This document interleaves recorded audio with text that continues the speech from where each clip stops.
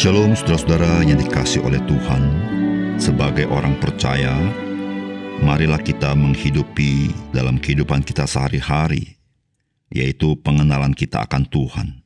Sehingga dengan demikian, kita boleh mengalami akan Dia yang hidup itu.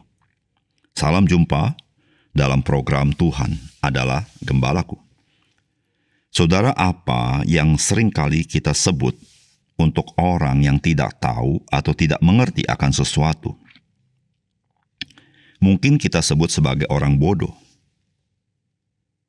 Saudara, apa yang kita sebut untuk orang yang tidak tahu dan tidak mengerti tetapi tetap bersikukuh pada pendapatnya, meskipun ia sudah dijelaskan apa yang sesungguhnya?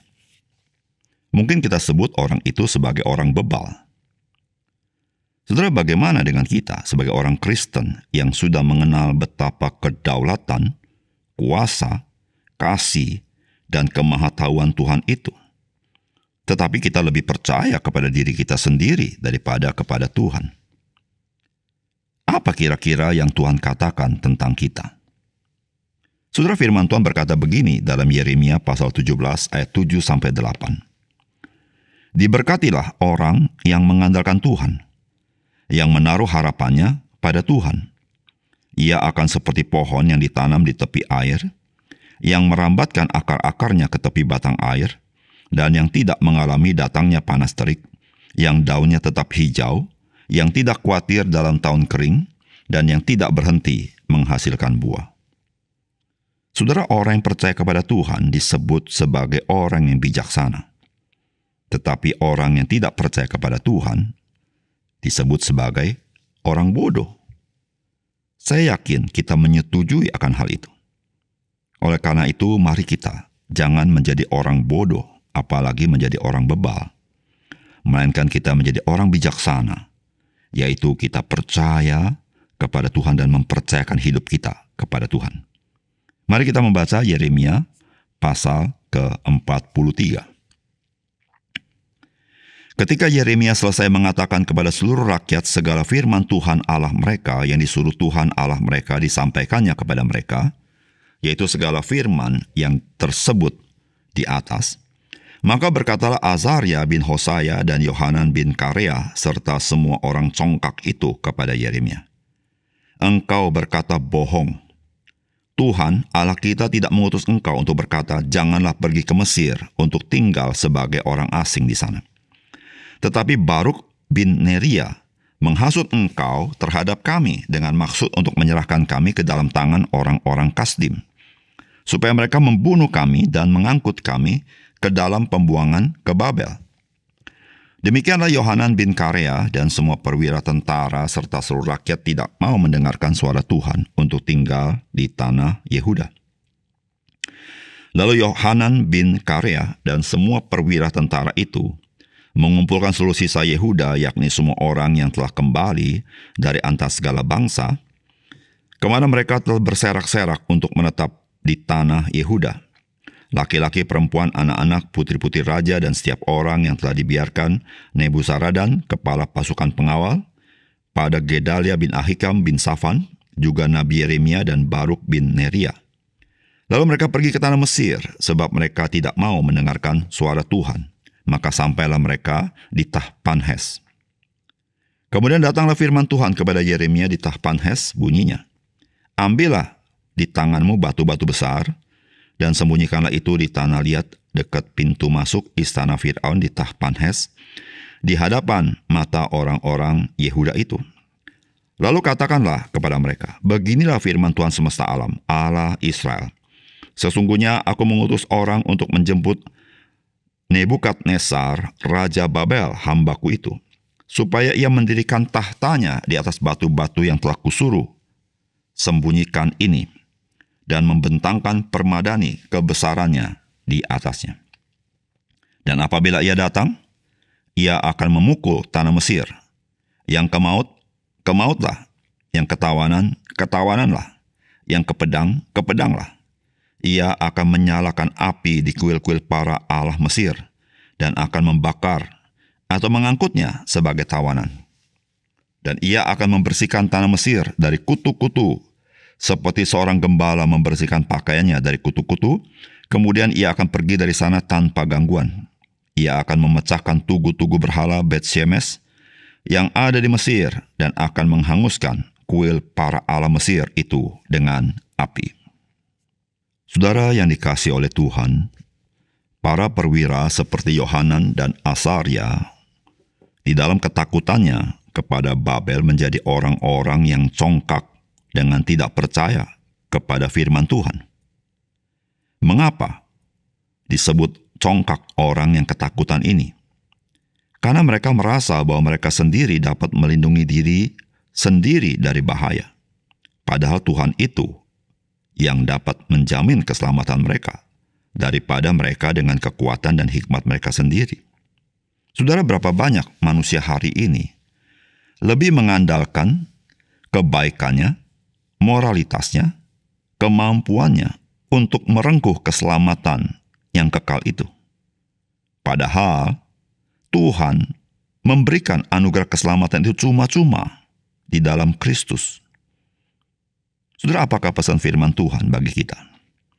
Yang pertama, ketika kita berusaha menyelesaikan permasalahan yang kita hadapi dengan pikiran kita dan kemauan kita saja, maka kita akan cenderung tidak akan menghargai pimpinan Tuhan bagi kita.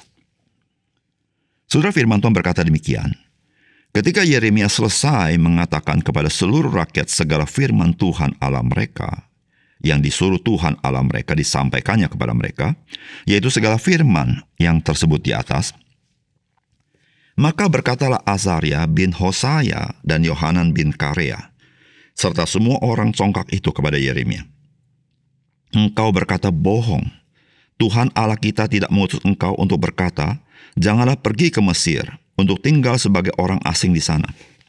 Tetapi Baruk bin Neria menghasut engkau terhadap kami dengan maksud untuk menyerahkan kami ke dalam tangan orang-orang Kasdim, supaya mereka membunuh kami dan mengangkut kami ke dalam pembuangan ke Babel.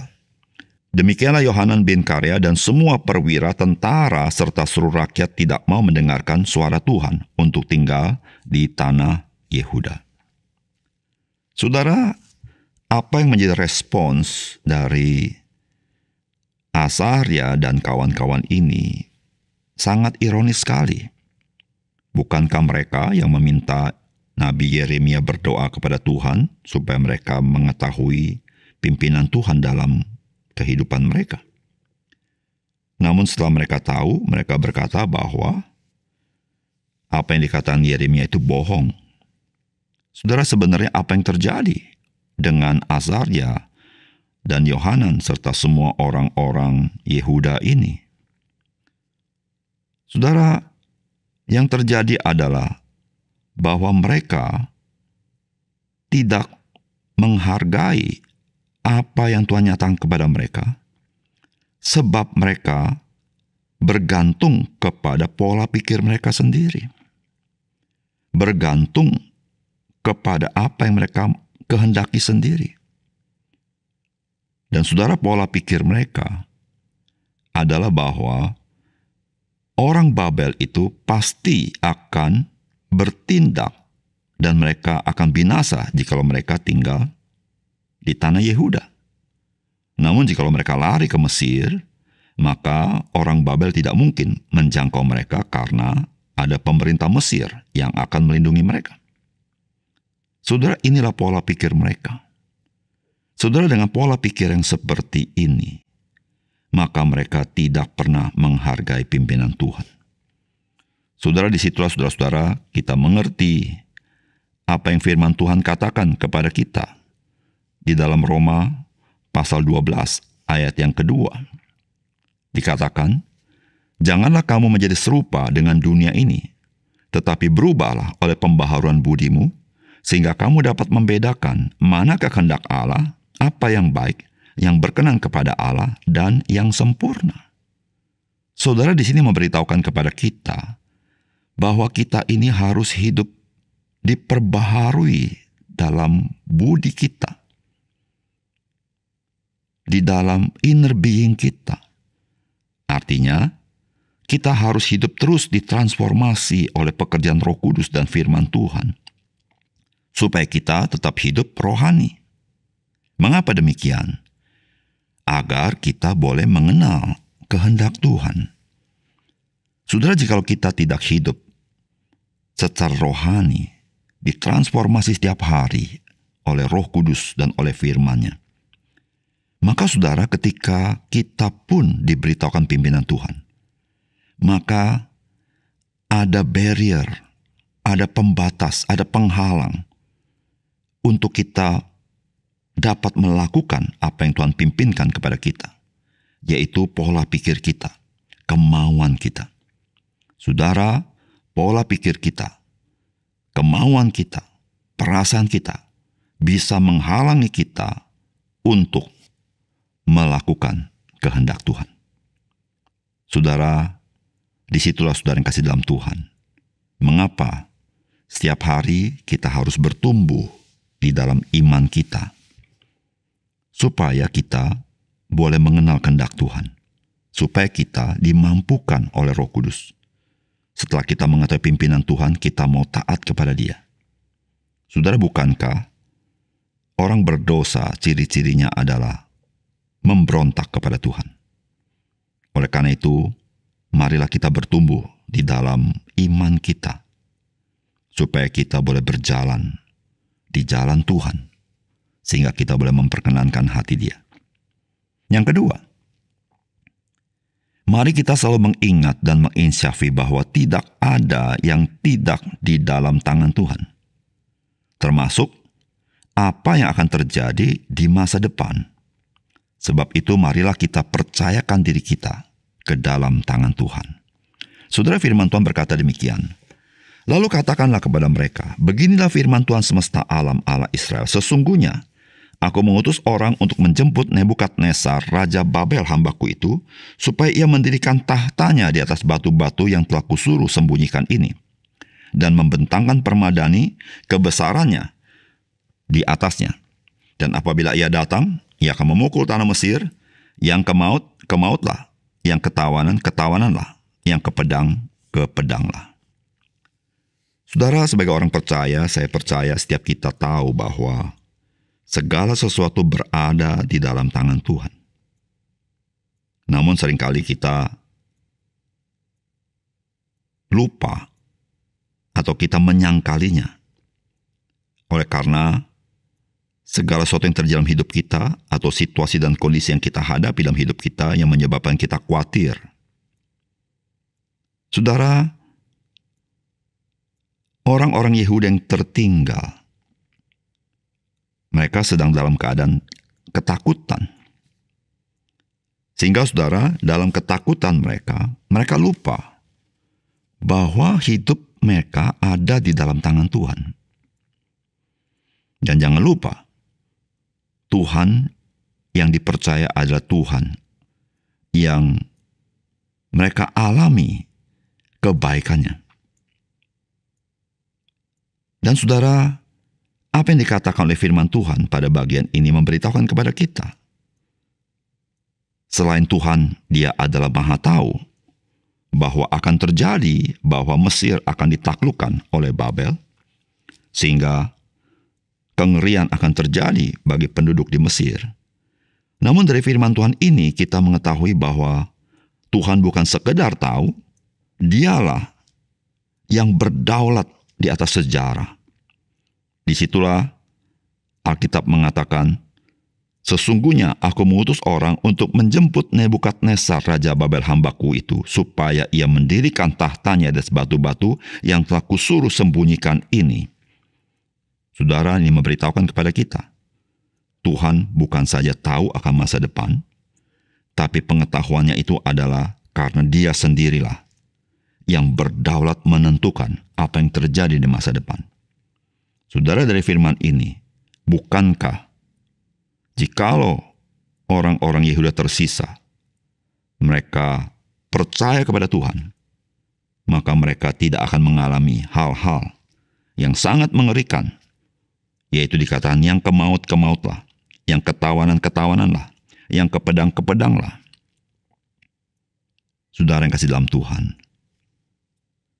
tidak ada apapun yang di dalam wilayah ciptaan Tuhan ini yang tidak berada di dalam tangan Tuhan. Termasuk, saudara, masa depan dunia ini. Oleh karena itu termasuk juga masa depan hidup kita.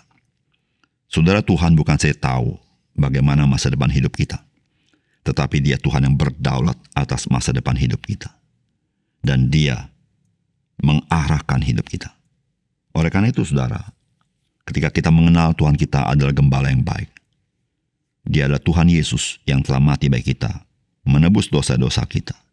Dia rela berkorban nyawa untuk hidup kita. Saudara, apatah yang kita ragukan lagi? Mari kita percayakan diri kita ke dalam tangan Tuhan. Meskipun mungkin pimpinan Tuhan seringkali dapat membuat kita ragu, kita khawatir. Tetapi saudara, mari kita percaya karena kita mengenal Tuhan kita, Tuhan yang baik. Tuhan yang menyatakan kasih-Nya dengan rela memberikan anak yang tunggal untuk menanggung dosa-dosa kita. Mari kita menyerahkan hidup kita ke dalam tangan Dia. Mari kita berdoa. Bapa surga, terima kasih untuk firman Tuhan. Biarlah firman-Mu menguatkan kami, supaya kami dibukakan pikiran kami, bahwa ketika kami berada dalam tangan-Mu dan kami menuruti Engkau, kami dalam keadaan yang aman. Dan meskipun dunia bergoncang, tetapi batu karang kami, Yesus Kristus, Engkau tidak pernah tergoncang.